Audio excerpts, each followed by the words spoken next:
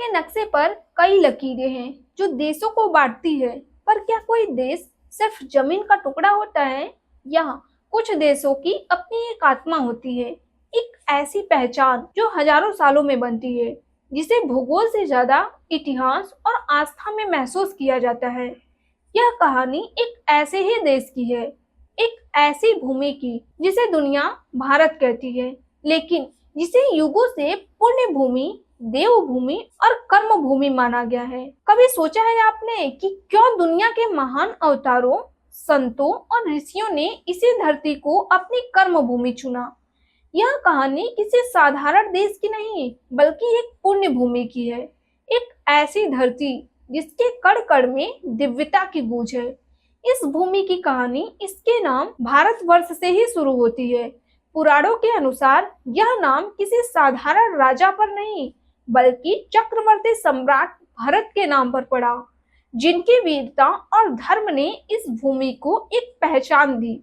लेकिन यह सिर्फ नाम नहीं, यह एक सोच है, एक आध्यात्मिक भूगोल की, जहां धरती को माँ का दर्जा दिया गया, जहां नदियों को जीवन देने वाली माँ और पर्वतों को देवताओं का घर माना गया। यह पुण्य भूमि की अवधारणा अपने आप में बहुत गहरी है। पुण्य भूमि यानी वो धरती जहाँ पुण्य कर्म किए जाते हैं और जहाँ जन्म लेने भर से ऐसा माना जाता है कि इंसान को अपने कर्मों का हिसाब पूरा करने का एक मौका मिलता है।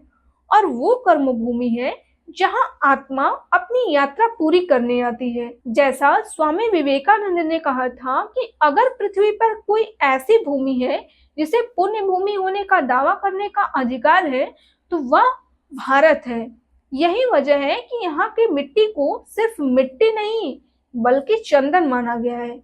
हजारों साल पहले जब दुनिया में कई प्राचीन सभ्यताएं बस आकार ले रही थी, तब इस भूमि पर सिंधु सरस्वती के किनारे ज्ञान की एक अद्भुत लौ जली। यही वेदों की ऋचाएं गूंजी, जिन्होंने ब्रह्मांड के रहस्यों को समझने की कोशिश की। यही धर्म की अवधारणा ने जन्म लिया।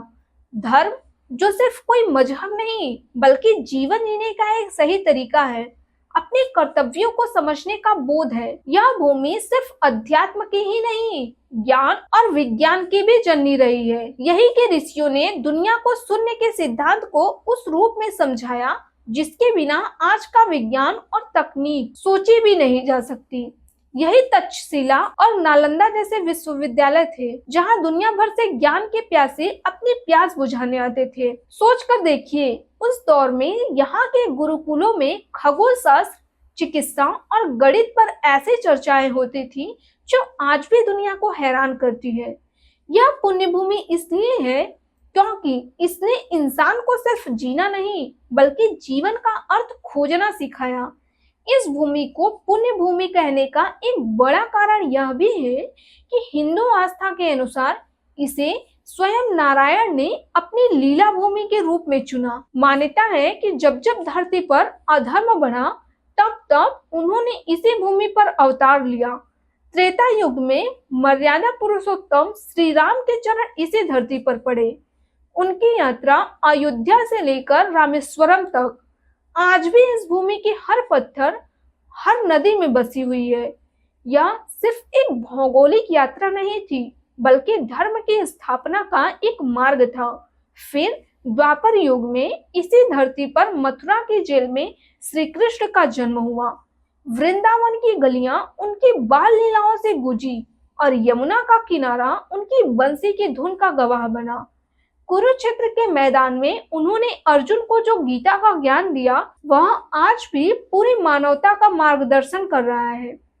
राम और कृष्ण सिर्फ पूजनीय अवतार नहीं है, वे इस देश की आत्मा का हिस्सा है। उनकी कहानियां इस भूमि के भूगोल को एक तीर्थ बना देती हैं। अवतारों की यह परंपरा यही नहीं रुकी। इस भूमि ने खुद को कभी ज्ञान से खाली नहीं होने दिया।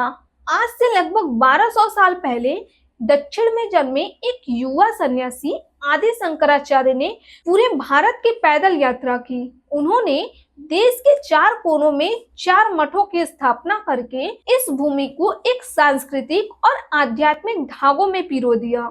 इसके बाद मध्यकाल में जब विदेशी हमलों ने इस देश की आत्मा पर चोट की, तब भक्ति आंदोलन की एक लहर उठी। उत्तर में कबीर और गुरु नानक ने प्रेम और समानता का संदेश दिया। राजस्थान में मीराबाई ने अपने गिरधर गोपाल के लिए भक्ति के पद गाए, तो महाराष्ट्र में संत तुकाराम और ज्ञानेश्वर ने भक्ति की मिसाल जलाई। बंगाल में चैतन्य महाप्रभु के कीर्तन ने सबको प्रेम में डुबो दिया। ये संत सिर्फ उपदेशक नहीं, इस देश की धड़कन थे।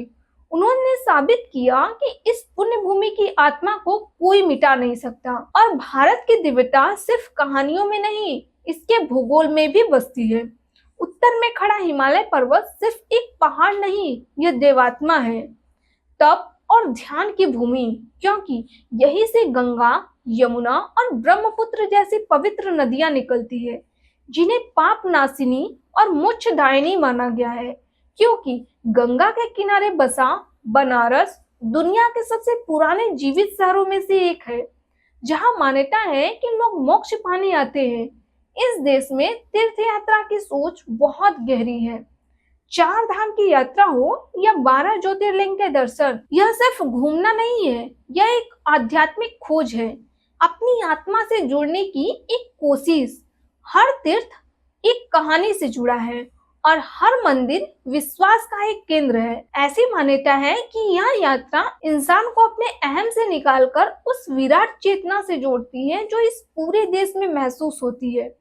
शायद कुछ लोग कहेंगे कि यह सब तो पुरानी बातें हैं, लेकिन भारत की यही तो खासियत है कि यहाँ इतिहास कभी मरता नहीं, वह आज भी हमारे साथ सांस लेता है, क्योंकि हजारों साल पुरानी परंपराएं आज भी जीवित है। आज भी हर सुबह मंदिरों में घंटियां बजती है, आज भी गंगा के घाटों पर हजारों दियों से आरती होती है और आज भी कुंभ के मेले में करोड़ों लोग आस्था की एक डुबकी लगाने आते हैं। यह आध्यात्मिकता सिर्फ किताबों में नहीं, लोगों के जीवन में है। एक माँ जब अपने बच्ची को रामायण की कहानी सुनाती है तो वह इस परंपरा को आगे बढ़ाती है। एक किसान जब फसल बोने से पहले धरती माँ की पूजा करता है तो वह इस पुण्य भूमि के प्रति अपनी श्रद्धा दिखाता है। यह एक ऐसी संस्कृति है जो अपनी पवित्र नदियों की तरह ही निरंतर बह रही है। तो अब सवाल ये है कि आखिर भारत कोई साधारण देश क्यों नहीं है? क्योंकि यह सिर्फ एक राष्ट्र नहीं, एक विचार है। यह सिर्फ एक भूगोल नहीं, एक आध्यात्मिक संकल्पना है। यह वो पुण्य भूमि है जहाँ पत्थर भी पूजे जाते हैं और नदियां भी माँ कहलाती है। यह वो कर्म भूमि है जहाँ जन्म लेने को एक साधना माना गया है और यह वो देवभूमि है जहाँ हिंदू मान्यता के अनुसार स्वयं ईश्वर ने इंसान के रूप में चलना पसंद किया, क्योंकि यहाँ की हवाओं में वेदों का ज्ञान घुला है, यहाँ की मिट्टी में संतों के पैरों के निशान हैं और यहाँ के लोगों के दिलों में आस्था का अटूट विश्वास है। देखिए, दुनिया ने हमें सोने की चिड़िया कहा, लेकिन इस देश की असली दौलत सोना नहीं, बल्कि इसका सनातन ज्ञान और आध्यात्मिक विरासत है। यह एक ऐसा देश है जो आपको सिर्फ आंखों से नहीं, बल्कि आत्मा से देखने के लिए बुलाता है, क्योंकि भारत सिर्फ धरती का नाम नहीं, यह आत्मा की एक यात्रा का नाम है। अगर आपको यह यात्रा पसंद आई और आप इस पुण्य भूमि की और भी कहानियां जानना चाहते हैं तो हमारे चैनल को सब्सक्राइब करना ना भूलें। साथ ही इस वीडियो को लाइक करें और कमेंट्स में हमें बताएं कि भारत का कौन सा आध्यात्मिक पहलू आपको सबसे ज्यादा प्रेरित करता है।